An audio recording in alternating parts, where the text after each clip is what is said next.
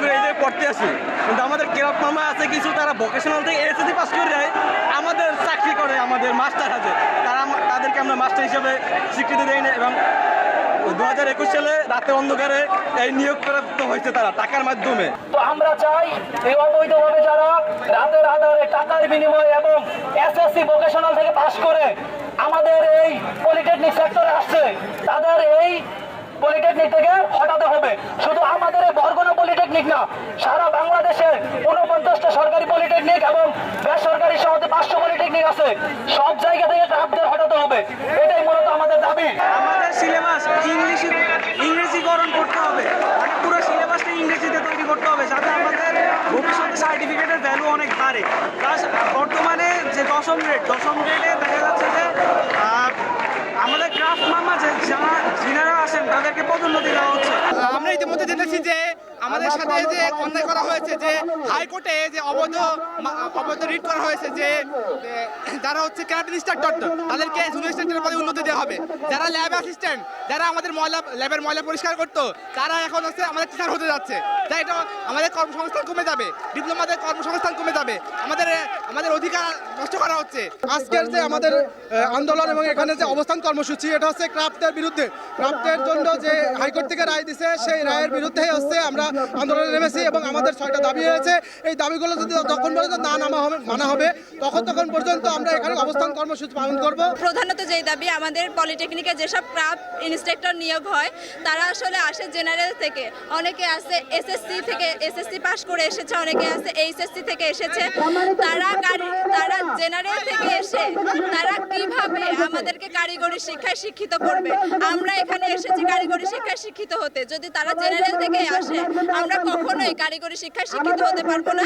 এই জন্য আমরা চাচ্ছি আমাদেরকে এমন কেউ প্রশিক্ষণ দিক যারা কারিগরি শিক্ষায় শিক্ষিত হয়ে এসেছে। এবং আমাদের যে উচ্চ শিক্ষায় শিক্ষিত হওয়ার ব্যাপারটা, আমাদের জন্য মাত্র একটা পাবলিক ইউনিভার্সিটি আছে, যেটা আমাদের জন্য পর্যাপ্ত নয়। আমরা চাচ্ছি যে আমাদের জন্য আরো কিছু ইউনিভার্সিটিতে জায়গা করে দেওয়ার জন্য, যাতে আমরা উচ্চ শিক্ষায় শিক্ষিত হতে পারি। আমাদের দাবি যদি না মেনে নেয় তাহলে আমরা এখানে এভাবে অবস্থান করব। আর আমাদের যতক্ষণ না পর্যন্ত আমাদের দাবি মেনে না নিবে, আমরা ততদিন পর্যন্ত আমরা মাথার ঘাম পায়ে ফেলে রাস্তায় অবস্থান করব। আমরা ডিসি মহোদয়ের কাছে, আমাদের বড় সিনিয়ররা ডিসি মহোদয়ের কাছে 6 দফা দাবি আন্দোলন শান্তিপূর্ণভাবে পেশ করেছে। তাদেরকে আমরা আমাদের 6 দফা আন্দোলন খুবই সুন্দরভাবে বলেছি, বুঝিয়েছি, কিন্তু তারা আমাদের আমাদের দাবি মানে নাই। এখন রোজ আমাদের পড়াশোনা সবকিছু পরীক্ষা বাদ দিয়ে এই রোদের ভিতরে এতগুলো শিক্ষার্থী এই আন্দোলনে আসা, মানে পড়াশোনা বাদ দিয়ে আমাদের পড়াশোনার ক্ষতি হচ্ছে। তাই আমরা চাচ্ছি আজকে আমাদের দাবি তারা মেনে নিক। আর যতক্ষণ না তারা আমাদের দাবি মেনে নিচ্ছে, আমরা এই আন্দোলন থেকে মানে সরব না। তাদের আজকে আমাদের যে কোনো ভাবে আমাদের আন্দোলনটা মেনে নিতে হবে, কারণ আমরা এটা যৌক্তিক আন্দোলন করছি। আমাদের দশম গ্রেড আমরা নিয়ে যেতে চাই। আমরা মানে শান্তিপূর্ণভাবে আন্দোলনটা করে চলে যেতে চাই। আমরা কোনো বিশৃঙ্খলা চাচ্ছি না। দীর্ঘ 4 বছর মেয়াদী পড়াশোনার পরে আমরা যে নির্দিষ্ট 10ম গ্রেডে যে জবের জন্য আবেদন করব, সেখানে 2021 সালে জেনারেল থেকে পড়ুয়া যারা আছে তারা এক রাতের মধ্যে এই পদটাতে হাজার স্টুডেন্ট তারা নিয়োগ হয়ে গেছে। তো আমাদের প্রথম যে দাবি জানিয়েছি সেটা হলো, হাইকোর্ট রিসেন্টলি তাদের পক্ষে একটা রায় দিয়েছে, এই দাবিটা আমরা মানি না এবং এই মামলার সাথে যারা যুক্ত রয়েছে তাদেরকে আইনের আওতায় নিয়ে আসতে হবে। এটা ছিল আমাদের প্রথম দাবি। দ্বিতীয়ত, কারিগরি সেক্টরটা এমন একটা পর্যায়ে নিয়ে চলে গেছে যেখানে যে কোনো বয়সী ছেলে মেয়েরা এসে ভর্তি হতে পারছে। এটা কি একটা মানে আড্ডাখানার স্থান হয়ে গেছে নাকি, যে কোনো বয়সের ছেলে মেয়েরা এসে ভর্তি হতে পারবে? আমরা চাচ্ছি এটা আর কখনোই যেন কোনোভাবে না হয়। মামলার সাথে সংশ্লিষ্টদের স্থায়ীভাবে চাকরিচ্যুত করতে হবে। 2021 সালে রাতের আধারে নিয়োগপ্রাপ্ত ক্রাফট ইনস্ট্রাক্টরদের নিয়োগ সম্পূর্ণভাবে বাতিল করতে হবে। 2 নম্বর আমাদের দাবি হলো, ডিপ্লোমা ইঞ্জিনিয়ারিং কোর্সে যে কোনো বয়সে ভর্তির সুযোগ বাতিল করতে হবে। মাঠে নেমেছি যতক্ষণ পর্যন্ত আমাদের 6 দফা দাবি না শেষ হবে, আমাদের 6 দফা দাবি যতক্ষণ পর্যন্ত না মানবে, আমরা কঠোর থেকে কঠোর কর্মসূচি ইনশাল্লাহ আগামীতে দিব।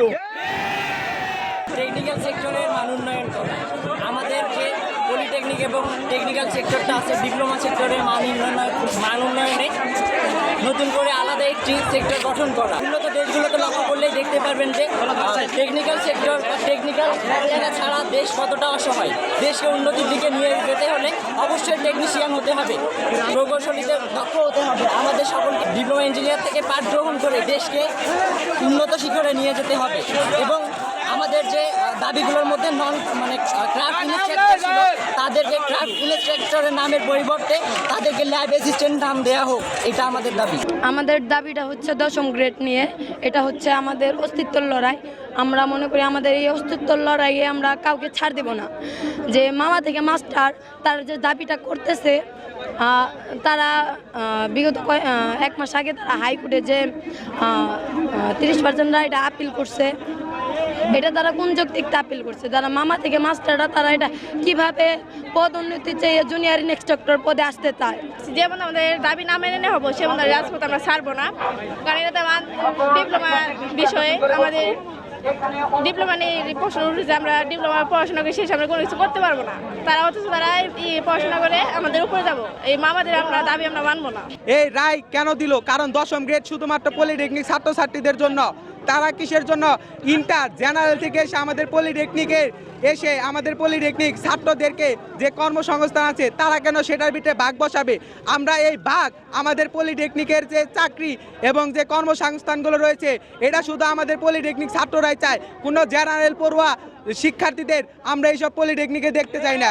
আমাদের এই ডিপ্লোমা কারিগরি সেক্টর থেকে আমাদের 6টি দফা দাবি ডিজি মহোদয়ের কাছে পেশ করা হয়েছে, কিন্তু এখন পর্যন্ত সেই যুক্তি 6 দফা দাবির আমরা কোনো সুরাহা পাইনি।